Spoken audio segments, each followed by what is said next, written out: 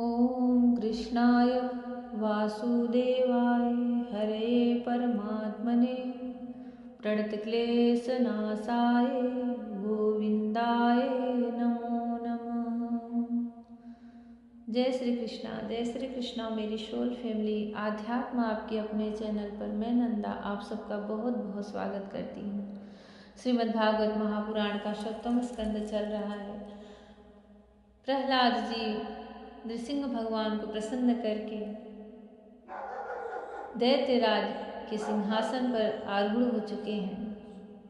नारद जी कहते हैं युधिष्ठिर नृसिंह भगवान का इतना कहकर और ब्रह्मा जी के द्वारा की हुई पूजा को स्वीकार करके वही अंतर ध्यान नृसिंह भगवान इतना कहकर और ब्रह्मा जी के द्वारा की हुई पूजा को स्वीकार करके वही अंतर ध्यान समस्त प्राणियों के लिए अदृश्य हो गए। इसके बाद प्रहलाद जी ने भगवत स्वरूप ब्रह्मा शंकर तथा प्रजापति और देवताओं की पूजा करके उन्हें माथा टेक कर प्रणाम किया।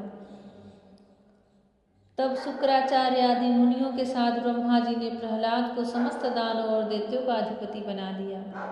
फिर ब्रह्मादि देवताओं ने प्रहलाद का अभिनंदन किया और उन्हें शुभ आशीर्वाद दिए। प्रहलाद जी ने भी यथा योग्य सबका सत्कार किया और वे लोग अपने अपने लोकों को चले गए। युधिष्ठिर इस प्रकार भगवान के वे दोनों पार्षद जय और विजयदिति के पुत्र दैत्य हो गए थे। वे भगवान से वैर भाव रखते थे। उनके हृदय में रहने वाले भगवान ने उनका उद्धार करने के लिए उन्हें मार डाला।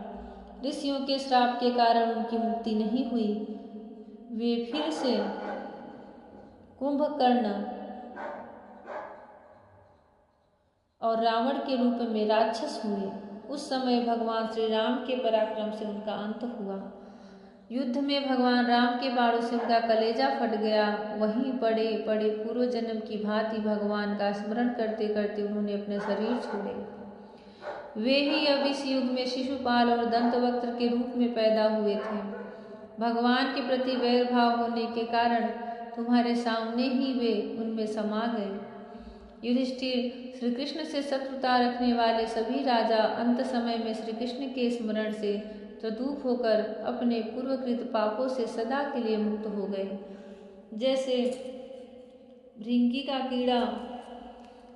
जैसे भृंगी के द्वारा पकड़ा हुआ कीड़ा भय से ही उसका स्वरूप प्राप्त कर लेता है, जिस प्रकार भगवान के प्यारे भक्त अपनी भेदभाव रहित अनन्य भक्ति के द्वारा भगवत स्वरूप को प्राप्त कर लेते हैं, वैसे ही शिशुपाल आदि नरपति भी भगवान के वैर भाव जनित अनन्य चिंतन से भगवान के सारूप्य को प्राप्त हो गए। युधिष्ठिर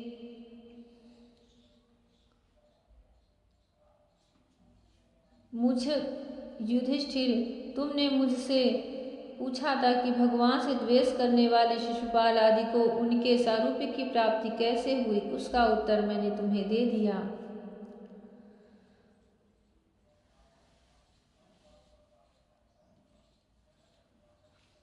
ब्राह्मण देव परमात्मा श्री कृष्ण का यह परम पवित्र अवतार चरित्र है। इसमें हिरण्याक्ष और हिरण्यकशिपु इन दोनों दैत्यों का वध का वर्णन है। इस प्रसंग में भगवान के परम भक्त प्रहलाद का चरित्र भक्ति, ज्ञान, वैराग्य एवं संसार की सृष्टि, स्थिति और प्रलय के स्वामी श्रीहरि के यथार्थ स्वरूप तथा उनके दिव्य गुण एवं लीलाओं का वर्णन है। इस आख्यान में देवता और दैत्यों के पदों में कालक्रम से जो महान परिवर्तन होता है उसका भी निरूपण किया गया है।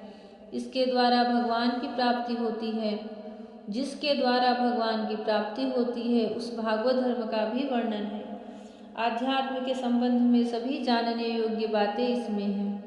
भगवान के पराक्रम से पूर्ण इस पवित्र आख्यान को जो कोई पुरुष श्रद्धा से कीर्तन करता और सुनता है वह कर्म बंधन से मुक्त हो जाता है। जो मनुष्य परम पुरुष परमात्मा की यह नृसिंह लीला सेनापतियों सहित हिरण्यकशिपु का वध और संत शिरोमणि प्रहलाद जी का पावन प्रभाव एकाग्र मन से पढ़ता और सुनता है वह भगवान के अभय पद वैकुंठ को प्राप्त होता है। युधिष्ठिर इस मनुष्य लोक में तुम लोगों के साथ इस मनुष्य लोक में तुम लोगों के भाग्य अत्यंत प्रशंसनीय है, क्योंकि तुम्हारे घर में साक्षात परम ब्रह्म परमात्मा मनुष्य का रूप धारण करके गुप्त रूप से निवास करते हैं। इसी से सारे संसार को पवित्र कर देने वाले ऋषि मुनि बार बार उनका दर्शन करने के लिए चारों ओर से तुम्हारे पास आया करते हैं।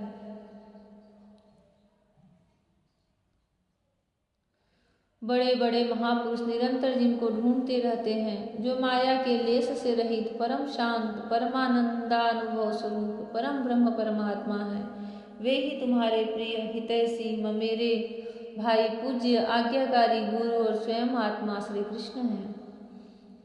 शंकर ब्रह्मा आदि भी अपनी सारी बुद्धि लगाकर वे यह हैं, इस रूप में उनका वर्णन नहीं कर सके, फिर हम तो कर ही कैसे सकते हैं। हम तो मौन भक्ति संयम के द्वारा ही उनका पूजा करते हैं। कृपया हमारी यह पूजा स्वीकार करके भक्तवत्सल भगवान हम पर प्रसन्न हो। युधिष्ठिर, यही एकमात्र आराध्य देव है। प्राचीन काल में बहुत बड़े मायावी मयासुर ने जब रुद्रदेव की कमनीय कीर्ति में कलंक लगाना चाहा था, तब इन्हीं की भगवान श्री कृष्ण ने फिर से उनके यश की रक्षा और विस्तार किया था। राजा युधिष्ठिर ने पूछा, नारद जी, मैं दानव किस कार्य में जगदीश्वर रुद्रदेव का यश नष्ट करना चाहता था और भगवान श्री कृष्ण ने किस प्रकार उनके यश की रक्षा की, आपकी कृपा करके बतलाइए। नारद जी ने कहा, एक बार इन्हीं भगवान श्री कृष्ण से शक्ति प्राप्त करके देवताओं ने युद्ध में असुरों को जीत लिया था। उस समय सब के सब असुर मायावियों के परम गुरु मैदानों की शरण में गए। शक्तिशाली मयासुर ने सोने चांदी और लोहे के 3 विमान बना लिए। वे विमान क्या थे, 3 पुर ही थे।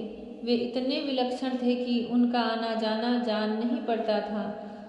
उनमें अपरिमित सामग्रियां भरी हुई थी। युधिष्ठिर, दैत्य सेनापतियों के मन में तीनों लोक और लोकपतियों के प्रति वैर भाव तो था ही, अब उसकी याद करके उन तीनों विमानों के द्वारा वे उनमें छिपे रहकर सबका नाश करने लगे। तब लोकपालों के साथ सारी प्रजा भगवान शंकर की शरण में गई और उनसे प्रार्थना की कि प्रभु, त्रिपुर में रहने वाले असुर हमारा नाश कर रहे हैं, हम आपके हैं, अतः देवाधिदेव आप हमारी रक्षा कीजिए। उनकी प्रार्थना सुनकर भगवान शंकर ने कृपापूर्ण शब्दों में कहा, डरो मत। फिर उन्होंने अपने धनुष पर बाण चढ़ाकर तीनों पुरों पर छोड़ दिया। उनके उस बाण में सूर्यमंडल से निकलने वाली किरणों के समान अन्य बहुत से बाण निकले। उनमें से मानो आग की लपटें निकल रही थी। उनके कारण उन पुरों का दिखना बंद हो गया। उनके स्पर्श से सभी विमान निवासी निष्प्राण होकर गिर पड़े। महामायावी मैं बहुत से उपाय जानता था। वह उन दैत्यों को उठा लाया और अपने बनाए हुए अमृत के कुएं में डाल दिया।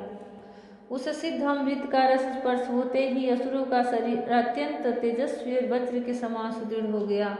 वे बादलों को विदीर्ण करने वाली बिजली की आग की तरह उठ खड़े हुए।